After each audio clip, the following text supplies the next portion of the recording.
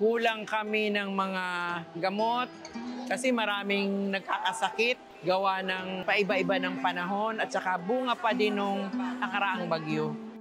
Ang nangyari po kasi, yung bagyong Christine, hindi po namin inaasahan na ganun yung mangyayari, yung baha. Laging binaba yung Milor pero hindi kasing taas po nung nangyari noon. Ang mga gamot po, yung iba, nasa mga kanya-kanyang barangay, lalo na yung nasa 13 na barangay sa poblasyon. Lahat po na gamot doon, na-damage po nung baha. Yan. So, hindi na po napakinabangan. Kailangan nilang magpa-doktor, kulang naman ng income yung mga tao dito. Marami kasing naputulan ng hanap buhay nung magkaraang bagyo. Kasi nga, baha, hindi makaano yung mga tao, hindi makatawid, hindi makapasok sa mga trabaho nila. Kaya karamihan ay nawalan ng trabaho.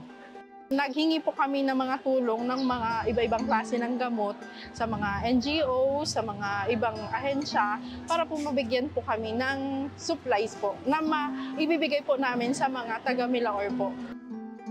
Maraming karamdaman na nag-aaray sa barangay na kung minsan hindi namin magawa ng paraan, gawa ng kulang din kami ng pinansyal. Yun ang masakit sa na hindi mo magawa ng paraan, paano matutulungan yung mga tao.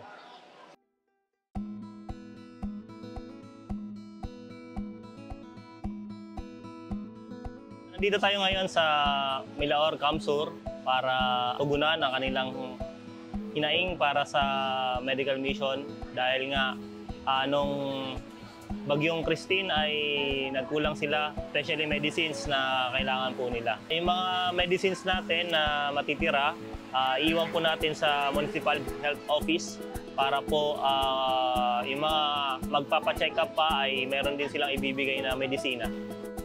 Nakipag-ugnayan po tayo sa Municipality DSWD. Sila naman po ay nagrekomenda ng barangay para po dito po tayo ay tumugon sa kanilang pangailangan ng kalusugan. Napakalaking bagay ito dahil marami nga ang matutulungan. Malaki pong blessing yon sa amin.